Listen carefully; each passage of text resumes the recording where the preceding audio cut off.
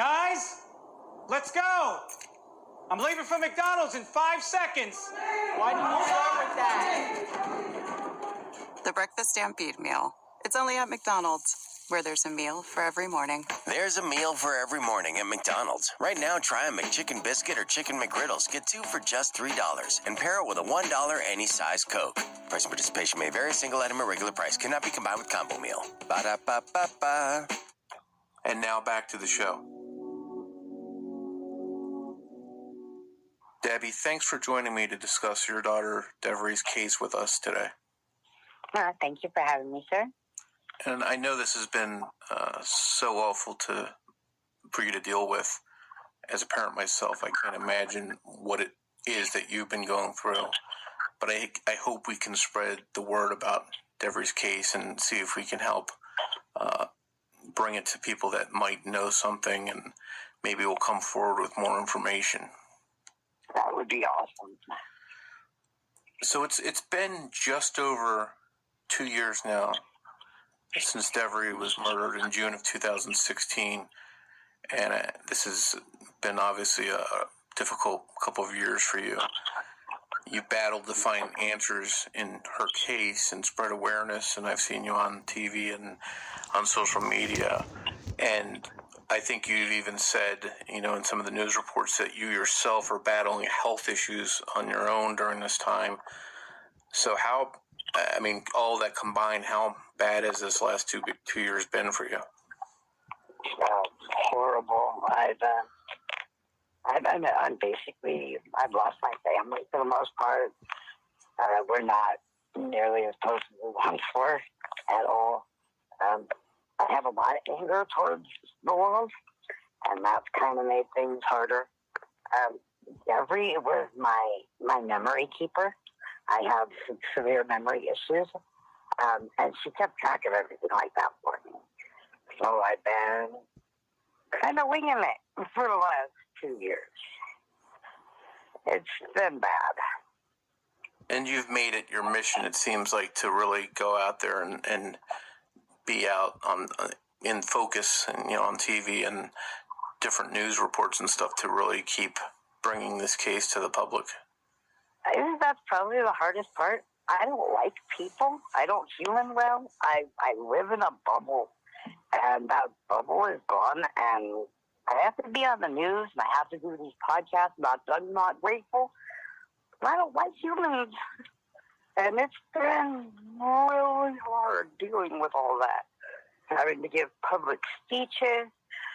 I don't know what else I can do. I have to do this for her. She'd do it for me. And you definitely want to honor her memory, so it's understandable that you'd want to do this.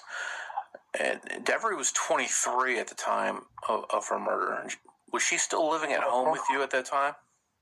Yes, sir, she was. And it wasn't like she couldn't go out and be on her own.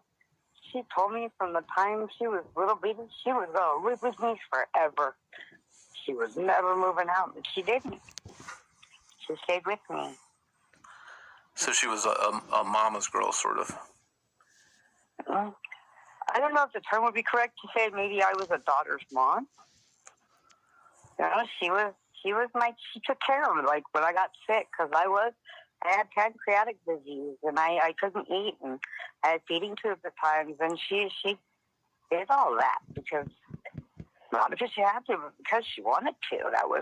She took care of me. I was more a daughter's girl than she was mama's girl. So she was doing all that unselfishly, trying to help you out and help you have the best life that you could have. Yeah, she was an incredible person. The world is a much sadder place with her gone. If you can, tell us a little bit about her and, what her life was like at the time this happened, her background. Did she have a job? Did she have a boyfriend? I mean, what was she a typical, young 20-something-year-old? To some degree, yeah. She was, it sounds funny. Parents always say this because we're biased. My daughter was beautiful. she made friends everywhere she went. Guys like walked to her. She was smart and she was funny. She was incredible. I mean, she didn't. I always swore I would never turn somebody into a saint just because they passed away. My daughter could be a bitch. I mean, that girl was a hellcat. She was a fighter. She didn't take shit from anybody.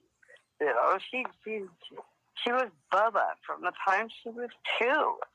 I mean, I don't know. She was incredible. If you can, just sort of walk us through what happened back in June of 2016, how this all started. It was, the Saturday, the 26th was a Sunday. That Saturday, the 25th, I had been out, our truck had broke down that day. It had been a hot day in California because we're close to Death Valley. We got back. She had a friend that came over. I don't say names, but she had a friend that came over, and he and I sat and talked. Well, she kind of bebopped around and got ready and everything. During the course of the conversation, we talked about borrowing our truck to run to another town over to get Taco Bell, because Deverrie adored Taco Bell. But she wanted Taco Bell. They said they were going to go to the store real quick, walk to the store, and then come back and see about the truck. It was probably about between 9 and 10, I think, maybe. They left. I hollered out as she was out. I love you, be good, you know. Thing we always do. And they left. She didn't come home that night. Part of me was a little concerned. I'm the mom, but I mean, she was 23. She can't win as she pleased. She was a grown-up. It didn't stress me out much. And then the next day, right before noon, I got a text message from my mom telling me they had found a body in the park across the street from our house.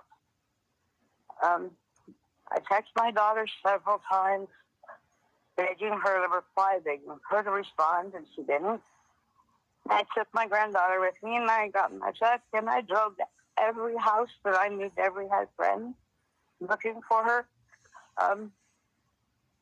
When we finally got back to the house, my granddaughter's other grandparents took her out. And then my roommate yelled out, "Dad, the cops are here." And I picked up my phone as I went down the hallway. I went my mom. And I got to the door, and they told me my daughter was gone. And I can't even fathom how that must have felt. It's right across the street from your house, too, so it's, so close to home there. What did they tell you? Did they say anything immediately as far as what had happened, or, were you in a state of shock at the time? Did you not even hear what they said? How did that happen? I had never really put a name to it, but I guess I was in shock. I don't remember. I knew when my friend yelled out, "The police were here." I knew. I knew it was her. From that point on, I don't know what they said. I know a couple hours went by, and I not calmed down, but I'd come to my senses, and everybody in the house kind of came out to the front yard to cool off. It was hot. And I took off watching it, like just booking it across the parking lot of the park where my daughter was, because I was going to find out where she died. And I got over there real quick. Everybody was following me. And I got over there, and I saw 2 cop cars, and I ran up to the cops. I asked them, where? Please tell me where. And they pointed off over the other side of the park to like a dirt alleyway that goes between the golf course and the park. It's probably like 8 feet wide, 100 yards long, maybe. I went back there, and there was nothing there. She wasn't there. I don't remember. And so at that time, this is all going on. You're trying to take this all in, and obviously it's a big, devastating news. What What did the police tell you? Did they have any suspects? Did they have anything that might help them? Did they tell you anything at all about what was going on? To be honest with you, at that point, I was so distraught for a few days there. I signed over custody of my daughter to my husband and my mom because I could not even comprehend finding paperwork that would allow her to even be cremated. I couldn't do it. I could more easily sign over custody of her than I could sign that paperwork. I don't remember what they said. I don't even, my detective now has been the same detective that came and told me, and I do not put those two people as the same people. I don't remember him telling me she was gone, but he did. I was beyond distraught. At the time this happened, thinking back, did Deverrie have any enemies or anybody that might have wanted to hurt her, ever have any problems with anybody? It's possible, to be honest with you. I mean, there were always females that were jealous of Deverrie. I mean, if anybody's questioning it, they're welcome to look at her profile. My daughter was beautiful. Girls envied that. Guys love that. She wasn't. Guys got rejected a lot. Girls got jealous a lot. I think there were people that didn't like her. I'm sure. There were probably just people that did. I don't remember any of them being what I would consider a threat. She was a little badass. She didn't go down easy. I guarantee she didn't go down easy. And had any crimes like this ever happened in your area during that time period? Was there anything like this in the news or anything in that area that made you think this might be something that could happen to her? No, there was. Cal City's a small town. I actually grew up in that town back in the 80s and 90s. It was peaceful. It was a good place. It was a tiny little place, 6,000 people. It was peaceful. We left our doors unlocked, but I sound like an old lady. We left our doors unlocked, but you don't do that shit here now. It's up to 13,000 people. It's not a nice place. You don't leave doors unlocked. You don't leave windows unlocked. You don't leave anything unlocked. It's guaranteed it will walk. It's just an evil place now. That there had me scared for her, but not anything specific. I think one of the challenges that the police agency handling this case is facing is lack of resources, lack of funding, and that's a common thing with many police forces now that are, they don't have the necessary resources to fully investigate things. How has that hindered the investigation into your daughter's murder? I consider my detective, I consider him a friend. I consider that man a hero.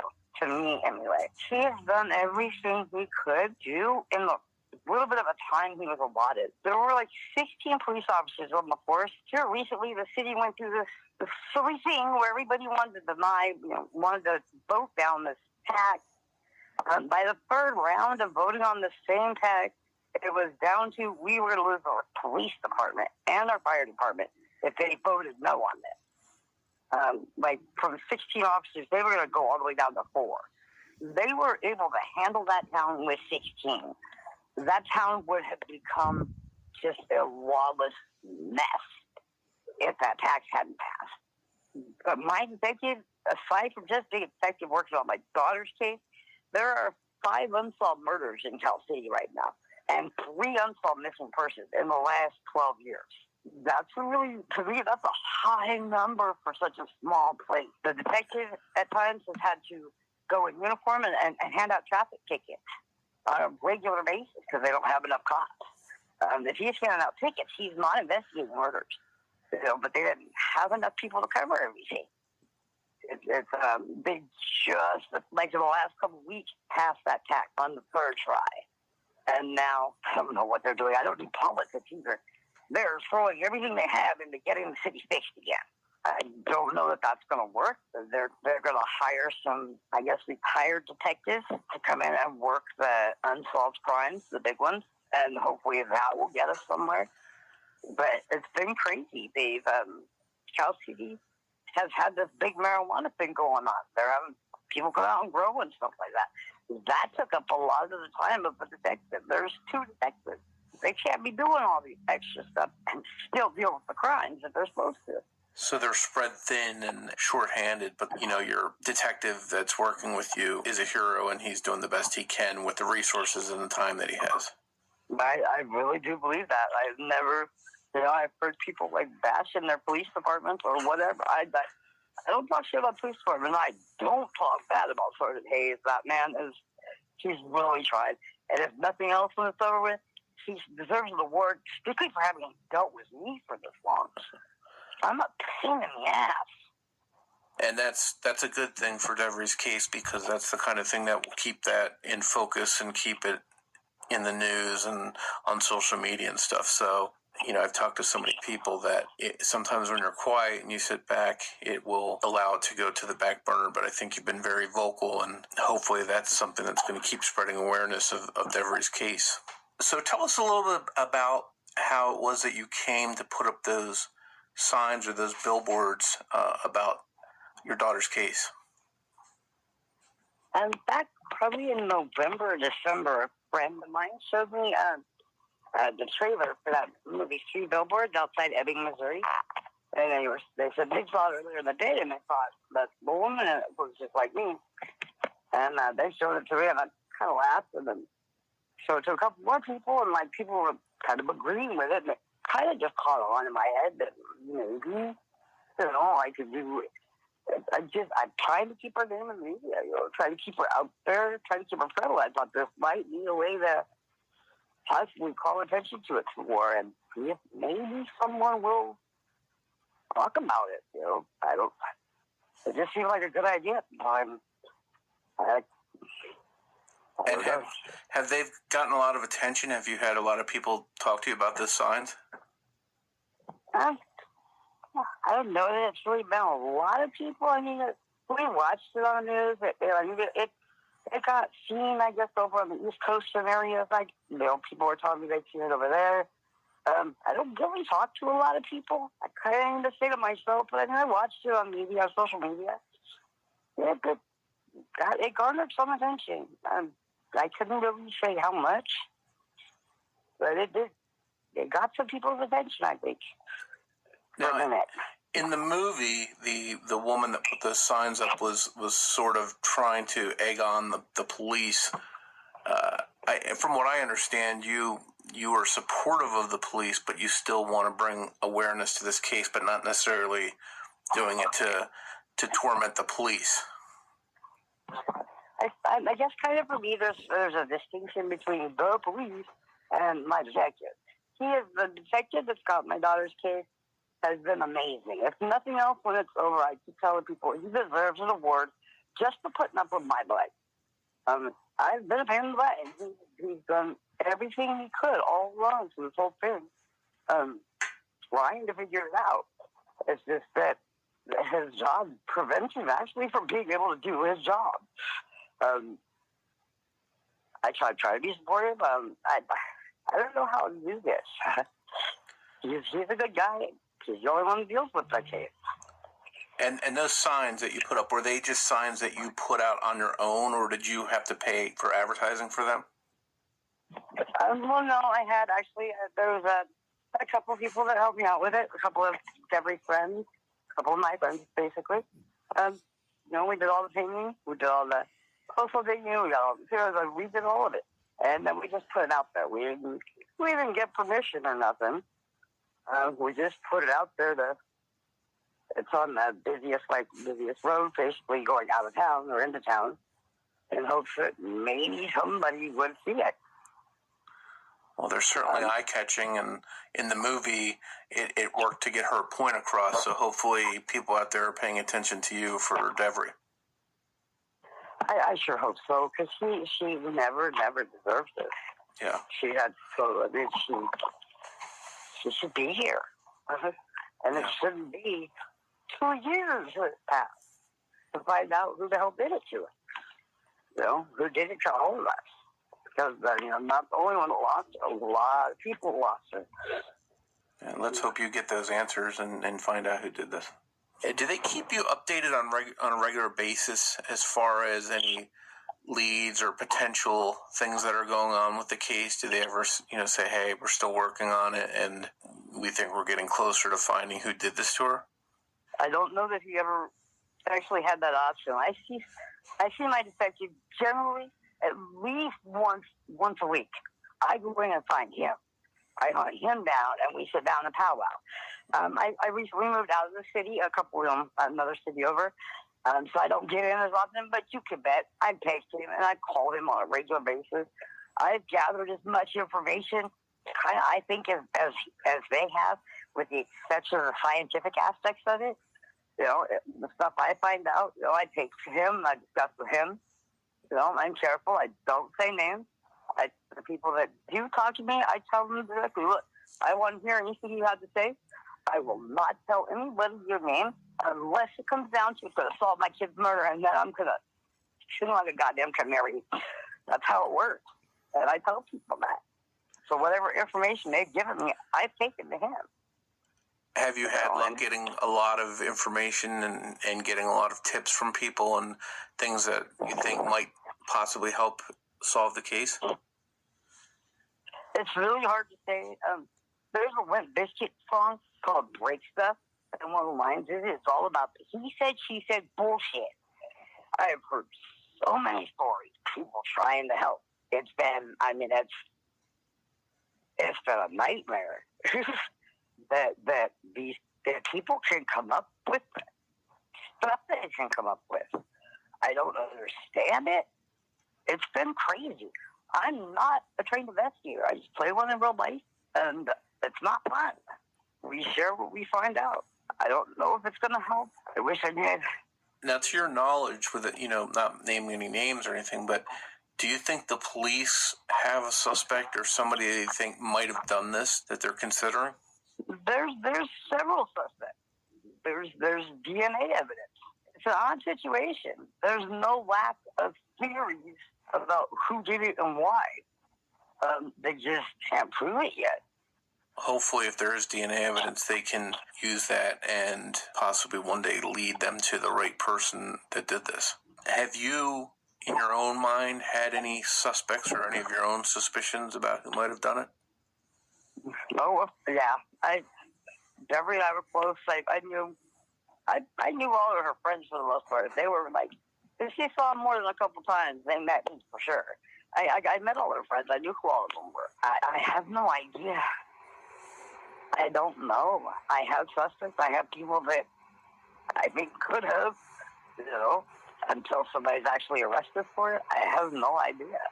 I mentioned a little earlier, I've seen a lot of videos of you discussing with news crews and doing interviews and stuff. You're pretty out there and vocal about the case. One thing I saw that you did was even go as far as to sort of demonstrate or display the way that her body was found, just to try and let people see what happened. How hard was it doing that and having to go through those steps to try and, make people aware of what happened? That was incredibly hard. When my daughter's body was found, somebody took a picture of my daughter's body laying on the ground there. It got circulated around social media very briefly before numerous people pounced on it and shut it down before I saw it. Within 3 months, I had a picture of my daughter's body on the ground. That's how I found out where she was found, and I have a giant diamond up on the fence that's her memorial. It's disgusting that would happen, that would wind up on social media like that, and luckily they were able to shut it down and take that down, but it's like insult to injury. You have to go through losing your daughter that way, and then to have the humiliation of knowing that there's a picture of her after she's dead on social media is terrible. Yeah, I have a digital copy of it. I can't look at it. On the anniversary, the last one that you were talking about, I had a friend of mine, just similar to how she was in the picture, and I had I wouldn't look at the picture. I had a friend of hers look at the picture who didn't know my daughter and pose our friend on the ground. I had wanted to hold her hand. I couldn't do it. All I could do was brush the sand off of her arm. It's awful. You know, seeing that and knowing that this made it onto social media actually gave you an idea that social media, instead of displaying a picture of her body in such a disgusting manner, could be used for something positive, and you decided that you wanted to start a page for her to do something positive and help generate tips and leads. How successful has that been in your area? Do you get a lot of people coming to your Facebook page for her case? Not so much for her case. Basically, I have my profile page, and then after that, I have 2 pages that are dedicated to Deverrie. I have Deverrie Schiller, Diamonds Are Forever, and that page is strictly friends and family. And then I have Help Find Who Murdered Boo, and that one is the public page. Very rarely do I get, it's mostly people that come to pay their respects, I guess. As far as the tips go, most of the times if I get tips, I get them through Messenger. So that there's not, they just hit me up out of nowhere and want to tell me things. And I don't know that it's been generated by the pages. I don't know what generates it. Well, it's good to have it up there because maybe somebody will share it on their social media and keep the case alive. And that's what I'm trying so hard to do. It's not getting any easier. If somebody out there listening, let's just say there's somebody in your town or a town nearby, hears this on this podcast and they say, I think I know something about that, or I heard something, who should they contact to share that information with? Sergeant Hayes, Shannon Hayes at CCPD would be the number one person to contact. That number is 760-373-8606. If they're scared to talk to cops, they can hit me up. They can look at any of those Facebook pages. They can write it down and put his name on it and drop it off at the post office. There's so many ways that they don't. They just need help. If they know something, they just need the help. Even if it's something small, they can remain anonymous and share what they know, and even do something small like that to try and help. Yeah, that's anything. You never know what's going to be the one that's going to crack it open, that's going to put who in touch with who, and somebody knows something there. Any little thing could be something. Even if it's just they want to share a memory of her with me. If it's just some people need to keep talking about it. Somebody knows who did this. Thank you for joining me for this episode of The Murder of My Family. If you enjoy this podcast, please take a moment to rate and review it on Apple Podcast or wherever you listen to podcasts, so that the show can continue to reach new listeners. To learn more about the show or the cases we discuss, please visit